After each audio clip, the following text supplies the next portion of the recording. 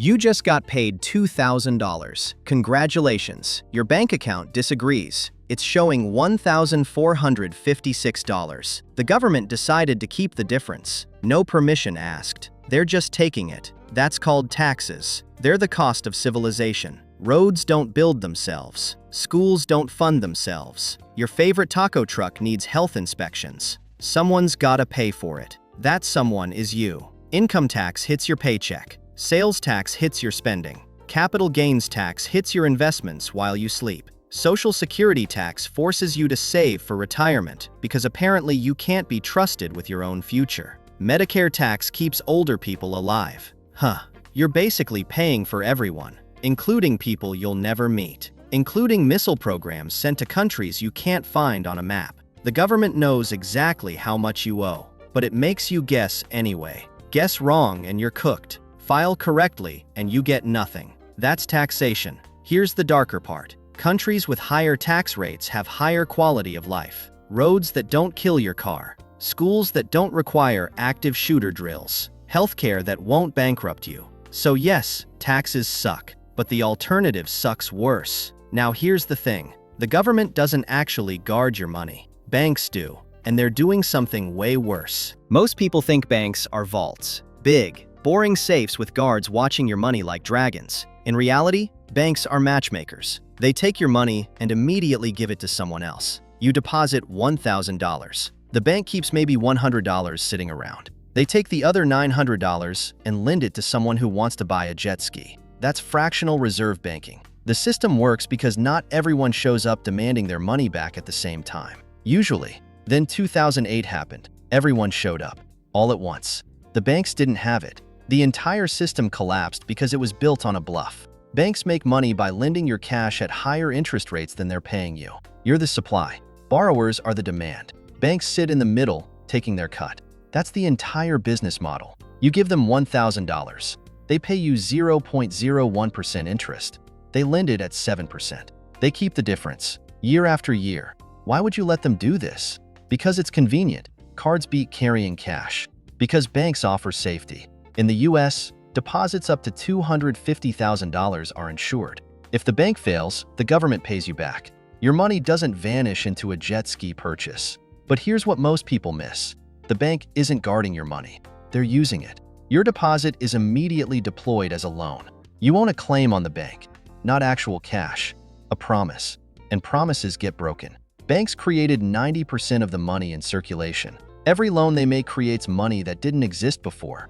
That's how the system really works. Interest is money's way of charging rent. Your money owes rent to exist in someone else's hands. Borrow $1,000 and you're paying rent on it. Save $1,000 and you're getting paid rent. That's interest. There are two types. Simple interest is straightforward. Flat fee. You borrow $1,000. You pay back $1,200. Done. Compound interest is where things get dark. Every dollar you borrow now has clones. And those clones want rent too. Say you owe 20% on a credit card. You miss a payment. Now your interest is earning interest. Your $12 burrito becomes a $50 regret. Fast. This is the debt trap. It starts small. One missed payment. Then interest charges interest. Then those charges charge interest. The math accelerates. What seemed manageable becomes suffocating. More for that later. On the flip side, compound interest is your best unpaid employee. Invest at 7% annual compound interest. Your money duplicates itself like a cheat code.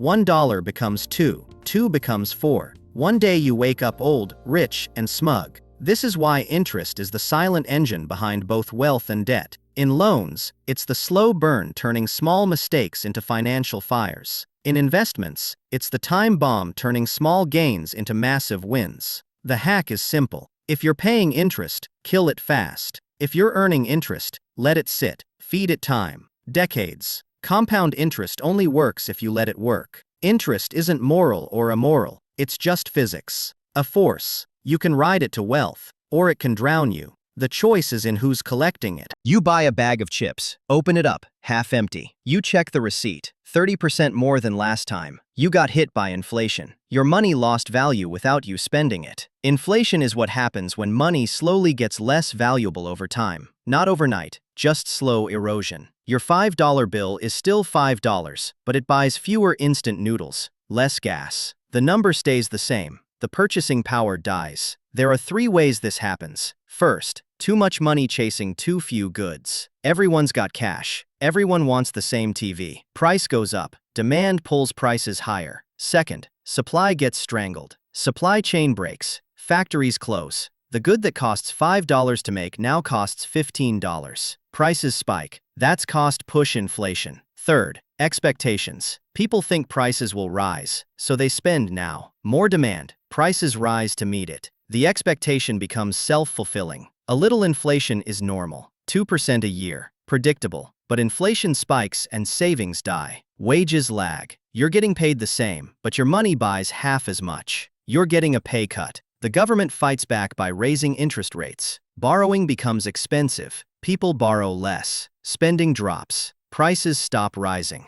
The economy cools. Sometimes too much. Sometimes you get a recession. The Federal Reserve walks a tightrope. Too much inflation, rates go up. Too little, rates go down. Too much of either and the system breaks. You think your money is safe sitting in your account. It's not. Inflation is stealing it every day. This is why you can't just save. You have to invest. You have to make your money work faster than inflation steals it.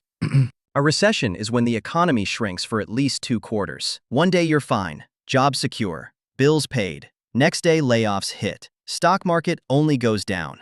Everything changes. Companies cut costs. Everyone stops buying things they don't need. Spending drops. Less spending means companies make less money. Less money means more layoffs.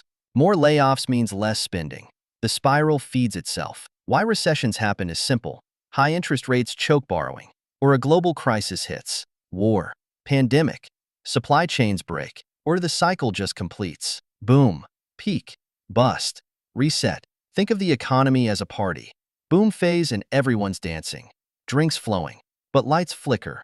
Reality hits. Someone checks their bank account. DJ switches to sad lo-fi beats about corporate downsizing. Recessions aren't forever. They're painful resets. People get fired. Savings deplete.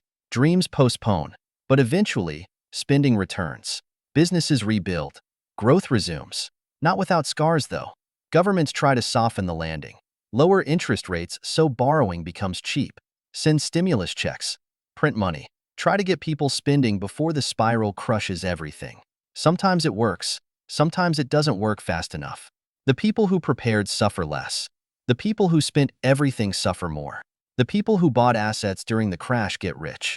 Recessions destroy wealth, but they create opportunity for people with cash, for people with patience. A credit score is a shadowy algorithm that knows your name, your past, and how many times you paid your credit card late in college. A 3-digit number that decides whether you get a house, a car, or a soul-crushing 27% interest rate on your new TV. This number isn't about wealth. It's about trust. Lenders want to know, if I give this person money, will they actually pay me back? The score ranges from 300 to 850. Below 580, you're a walking red flag. Over 750, you're sparkling with adult credibility. Most people stuck somewhere between 640 and 790. How is it calculated? Payment history is the big one. Do you pay on time? That's 35% of your score. Miss one payment and it tanks. Credit utilization. It's how much credit are you using versus how much you could. Keep it low. Credit age. It's how long you've had accounts. Older is better. Credit mix. That's cards, loans, mortgages. Variety helps. Your credit score is like a pet. Ignore it, and it poops all over your life.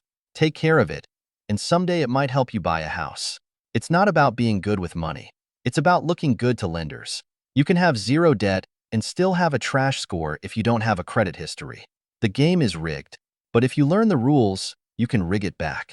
A stock is a tiny piece of ownership in a company. You buy one share, you own a sliver of that business. If the company makes money and grows, your slice becomes more valuable. You sell it for more than you paid. That's wealth building. Companies issue stocks to raise money. Instead of borrowing from banks and paying interest, they sell pieces of themselves. Investors get ownership. The company gets cash. Everyone wins.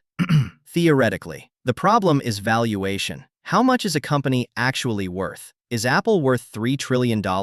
Maybe, maybe not. The stock market is a game of belief. If enough people believe Apple is worth $3 trillion, it is. If they stop believing, it isn't. The price moves based on consensus, not facts. This is where people get destroyed. They buy when everyone's buying. Stock market's always going up, right? Wrong. Everyone thinks that before the crash. In 1929, a little girl from Kansas mailed $4 to Standard Oil. By the time her shares arrived, they'd already dropped 15%. In 2008, people bought houses they couldn't afford because prices only go up. In 2020, people bought GameStop at $400 a share because internet memes said so. The pattern repeats. The real money is made by people who understand what a company is actually worth versus what people think it's worth. Then they wait. Patience beats timing every time.